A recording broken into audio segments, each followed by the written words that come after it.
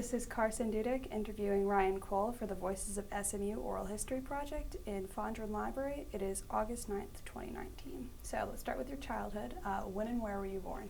So I was born in Houston, Texas on a Monday, a hot August Monday, on August 12th, 1991. So, yeah, and lived there, raised there all my life until I came to SMU. So what was your neighborhood like there? My neighborhood was very suburban kind of, but it was near, it was a Houston address, so I wasn't in a suburb of Houston, but it was very suburban kind of, so. So will you tell me a little bit about your family? Yeah, so my parents are both from Louisiana, and then they moved to Houston when my dad, he got a job transfer or something, so they moved there, and I have an older brother who's 7 years older than me, 6.5 technically, but yeah, so You only have one brother? I only have one brother, yes ma'am. And so what do your parents do? So my mom worked in education. They're both retired now, but my mom was a teacher for a long time, an administrator with Houston ISD, and then my dad was a police officer. Okay. So he retired from one of the precincts in Houston. And then does your brother do anything right now? Yeah, so my brother, I don't even know what it is really because it's computers and technical, but he works for some big internet company that manages WordPress and all that kind of stuff. So he does tech coding things. Where did he go to school? My brother went to University of Texas at Austin. Okay. So what did a normal day look like at home for you during middle school? Middle school. Okay, so middle school, like I said, my brother was 6.5 years older than me, so by the time I got to 6th grade, he was off to college. Mm-hmm. So middle school, what was I doing? I was involved with choir and stuff, and actually I was in part of a lot of organizations. I was the president of the largest 6th grade national junior honor society in the country. So it was all 6th grade. I was the president. And I was also president of the Math and Science Club, even though I'm really bad at math and science now. But yeah, so I would probably have rehearsals for stuff. I'd have meetings for things, homework, projects, working on all that. And what was the name of your middle school? I went to Cunningham Middle School. Well, it's kind of complicated. So my school district was Galena Park ISD, and you have a separate 6th grade campus. I went to Cobb 6th grade, something or other, and then I went to Cunningham Middle School, which was just 7th and 8th grade. Okay. And then what high school did you go to? I went to the High School for the Performing and Visual Arts in downtown Houston, which actually now the name has changed to the Kinder High School for the Performing and Visual Arts. So. Did you have to interview for that?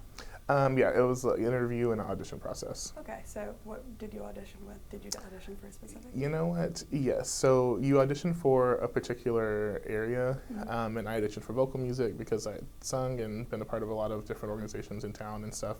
And so I auditioned with, I think, one of my songs from solo and ensemble in middle school, Swing a Little Sweet Chariot, which I was that's really random, but I did that song and got in for the vocal performance program. That's really cool.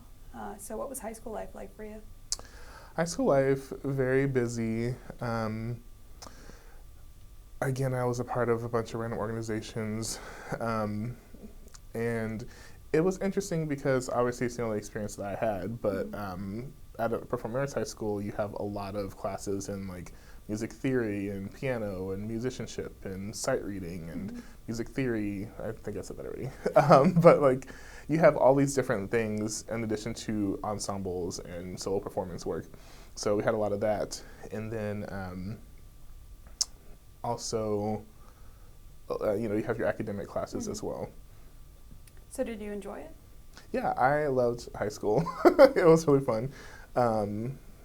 My wife and I both went to the same high school. We both went to SMU, and so we have our senior year yearbook, and it's kind of funny because in high school I got the superlative best personality, which is random, but and so then in college I had a similar situation, so I was okay, cool. That's just how I move through schools, I guess. So what prompted you to choose SMU? So when you're studying performance, do you mind me asking, what do you study? I study history. Oh, okay. So, that makes sense. Yeah. When you're studying music and you're looking to continue that in college, one of the biggest factors is the teacher that you're going to work with. Yes. And so I basically went to a bunch of different summer camps at a bunch of different schools and had lessons with different faculty members across the country. And when I had a lesson with the teacher that I had at SMU, I was like, this is definitely the best. Like, I need to come here and study with her. We clicked really well. Even in just like a short lesson, I feel like my voice sounded so much better than it had with other people. So I was basically like, yeah, got to come here. What was the professor's name? Virginia Dupuy. Okay. And so did you always know that you wanted to come to school for music? Yes. I'd say when I started at my high school, I was like, okay, well, this is a really specific thing. Mm-hmm. Do I care enough about it? Do I feel like there's a future in this? And I looked around and I was like, well, there are a bunch of different opera houses. There are, like, people are doing this every day, so I might as well try because I'm like it and I'm decent at it. So when it was time to choose a major for college, I was like, oh, like I could get some great scholarship, but plus, in my high school, they kept asking us, like, if you think that this is the only thing that you can do, then you should go for it. If you feel like there's anything else that you could do, don't go for it because it's like a lot of work and it's really, taxing. Yeah. But I went for it. Do you regret it?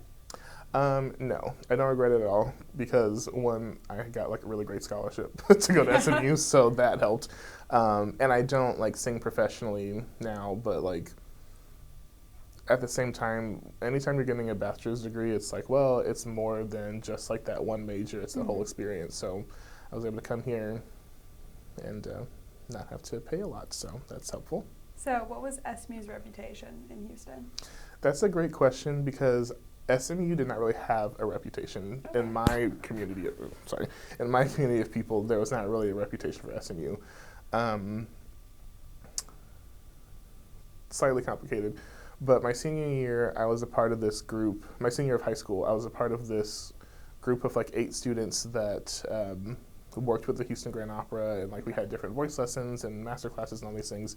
And the lady that ran that program used to teach at my high school, and her daughter was going to SMU for music.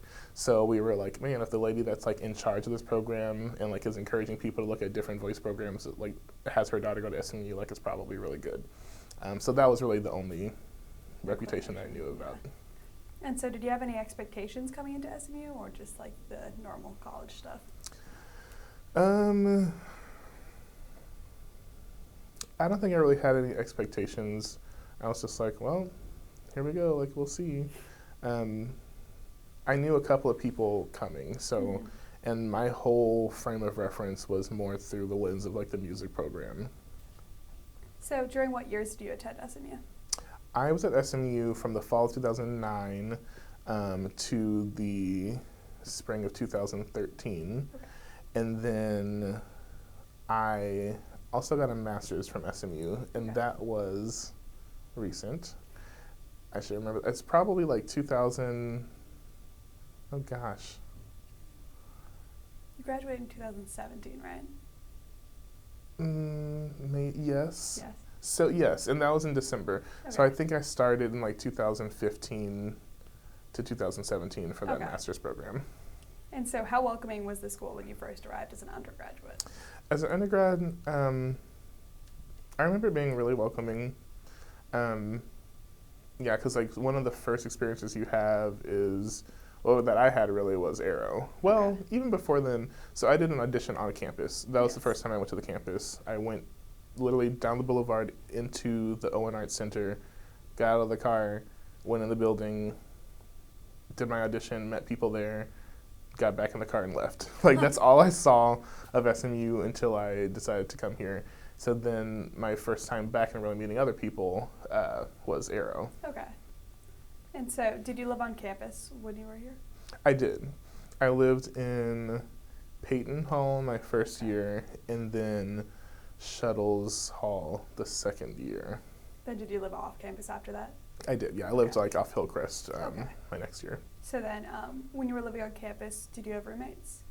I did. I had a roommate. I had a roommate who went to the arts high school in Dallas, so that was kind of fun.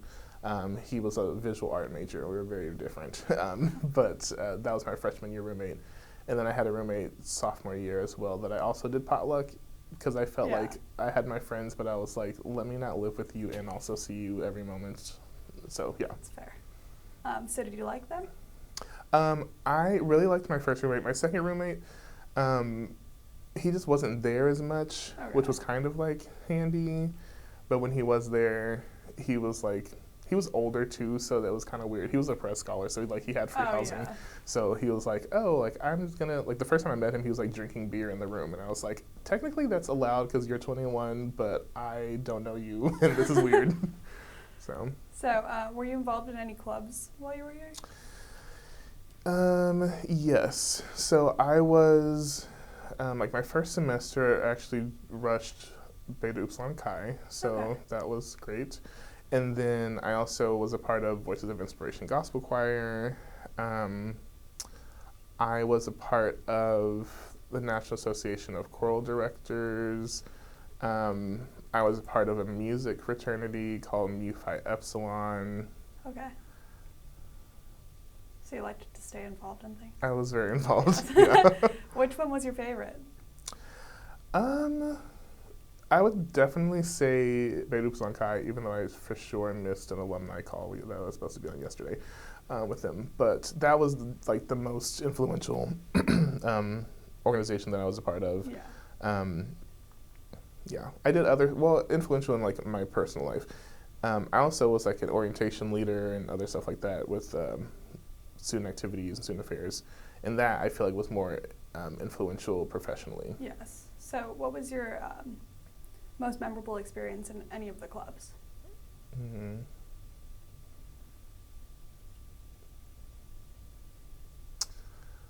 I would say probably homecoming every year, which is interesting because I really don't care about football or anything that much. We didn't have any sports in high school. I don't play sports. But homecoming was always fun because it was you got to just focus on being with the people and not also I have this test. You did, but you worried about it later. And senior year, I got to represent my organization as the candidate or whatever. So that was fun. What was your social life like? My social life was probably different than a lot of college students because I didn't drink or anything. But I was always doing stuff. I was always hanging out with people, probably more than I should because I feel I don't really remember lots of even finding this space in the library. I was Fondren, yes, I've been there a couple of times. But yeah, I was always hanging out with people, doing stuff. Did you have a specific group of friends, or did you bounce back and forth? I bounced back and forth a little bit, but I kind of had both. Yeah. It's also interesting when you're in the art school, you have these people that you have a bunch of classes with, and then you have people outside of that. So people in Bucks, my fraternity, I had no classes with anybody in Bucks. But then through the whole Greek life system, you kind of know people, and then you separately know people in Meadows, and then I knew people from doing orientation. So it's kind of I had all these different communities of people who were great. So I kind of hang out with different people all the time. And so, what was the culture of SMU like as a whole? As a whole, I'd say the culture was very work hard, play hard. People were really serious about the stuff that they did, and they were really involved. But they also were we are definitely going to be out on Thursday night and Friday night and Saturday night.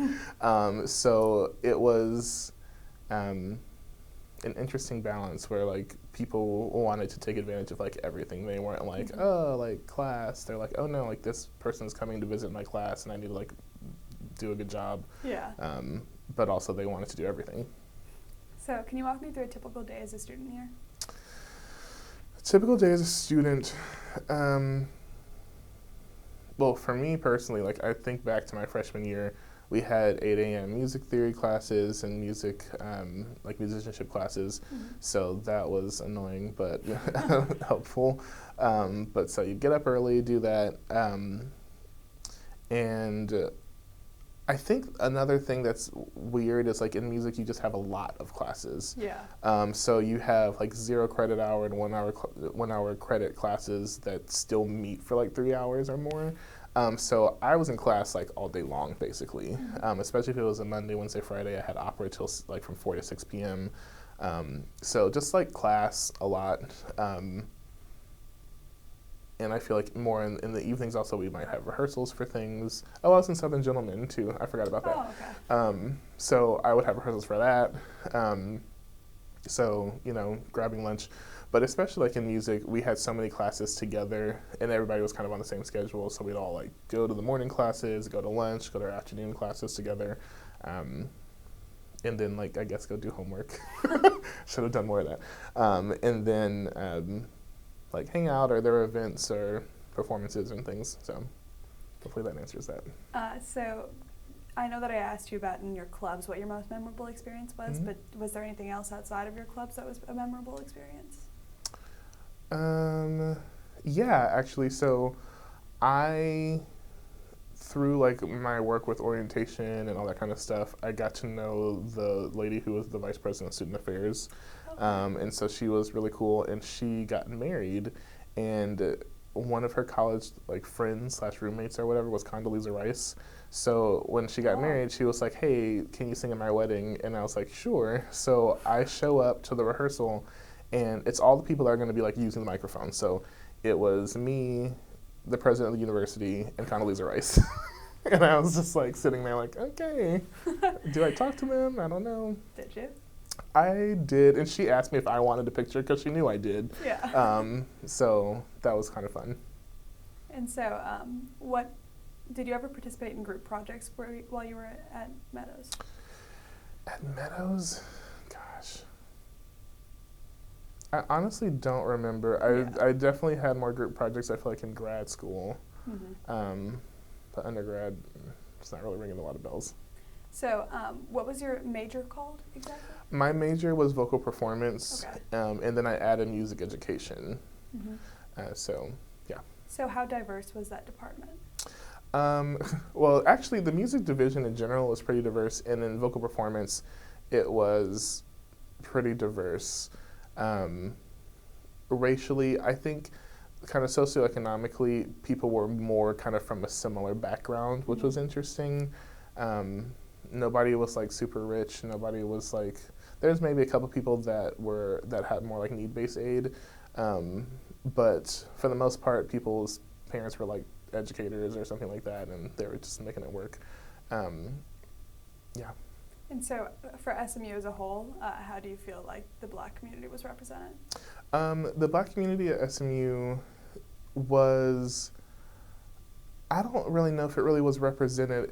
It was so segmented between people who were like in Meadows. We were kind of like doing our own thing, and we had our own like we didn't have a lot of free time. And then you had people who were like in other areas of study, and people who were in like the Association of Black Students and things like that. I don't know. I would honestly say that I didn't really feel like the Black community was like represented. Mm-hmm.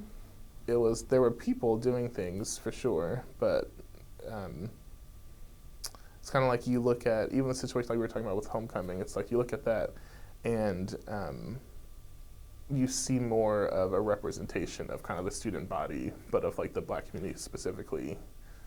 There's like maybe one or two. There was like a float with a Association of Black Students, and that was kind of it back then. And so, who or what do you think gave you the most support to obtain your undergraduate degree?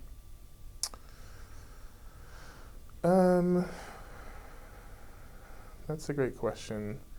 I would say at SMU specifically, or just like in general? In general. Definitely my parents, because especially once I added music education, I was nervous that might have taken a little bit longer to do, and my parents were like, "Don't worry about it. Like, that you'd rather make sure you get everything done now than graduate and realize that you wanted to do other things." Yeah. And so, do you believe that there could have been something that the university could have done more to help you with your success as a student? I do. Do I know exactly what that would look like? Not necessarily. But I'm sorry, one second.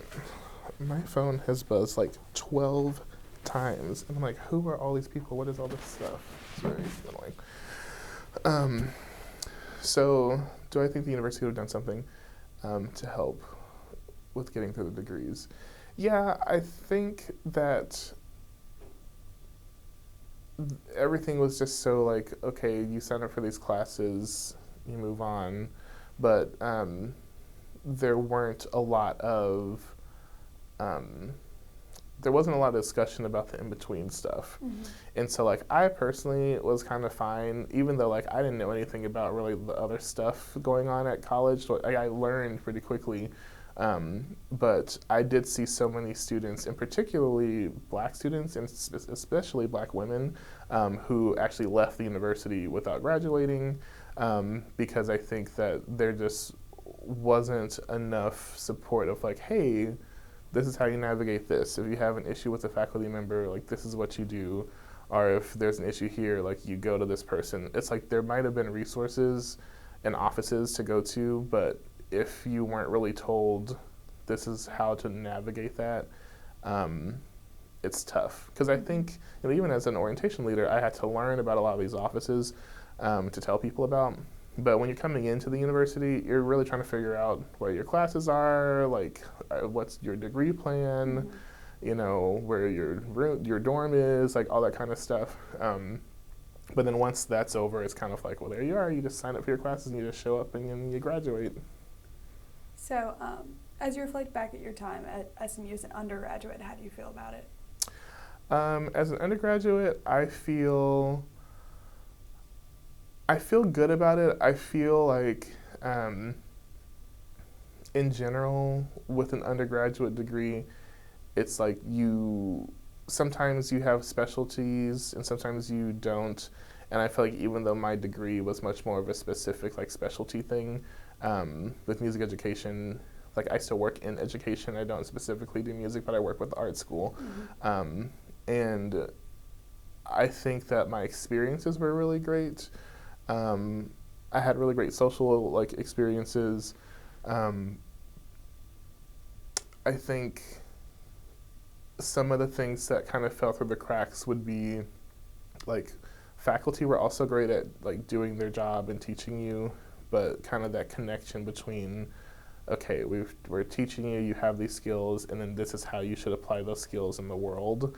That kind of component was missing a little bit. Mm-hmm. Because like for me with music education, that's a really specific thing. Like I know how to teach, people music. But anything beyond that, using my degree for other things, I just kind of had to figure it out on my own. But like the people that were at SMU, they were phenomenal. So, definitely like, I wouldn't say it was like a perfect experience, but like whoever is like, oh, it was perfect. But it was really great. So, what prompted you to continue your studies after you completed your undergraduate degree? That's a great question. So kind of like I was saying with like the specificity of like my undergraduate degree, it kind of exposes you to different opportunities and careers and industries. And so once I kind of figured out, okay, I like singing, I'm good at that, I like being in a music environment, but performing is kind of like, education is more interesting to me. I still get to be around music, but I get to like work with students and work with people and talk with them and stuff. And then once I started doing that, and I was like, okay, I'm really busy trying to teach them this, but then they have other issues going on and I want to help them. that's kind of what spurred me to get more interested in college admission, because I was student teaching high school, and so many of the kids were asking me about, because I was technically in college as a student teacher, they were asking me about the college admission process and different schools and things. And so just my experience in working in student activities and student affairs at SMU was like, oh, I can kind of connect that with college admission. And so once I started thinking about that, I was really interested in higher education in particular, and so I was like, well, I should probably learn more about it as opposed to just having gone to an institution of higher education. And it was great because I could work at SMU and get my degree and like know more about the process and how everything's connected. So it was definitely, and also it's one of those things where you kind of realize that it's something interesting to you whenever you kind of like want to do more reading, and you're like, oh, like I'm interested in learning about this. That's kind of how I was with higher ed stuff. And so what was your degree in specifically? It was higher education policy and leadership. Okay. And so what department was that? That was in Simmons, okay. In their educational policy and leadership the division. Did you like the professors? So I really liked most of my professors. Like a lot of them were like, a couple of them were like, oh, like they're fine, like they're great, they're doing their job. But some of those professors were just like life-changing. So it was a really awesome experience. And so did you feel that that was a necessary step for you to get where you are now?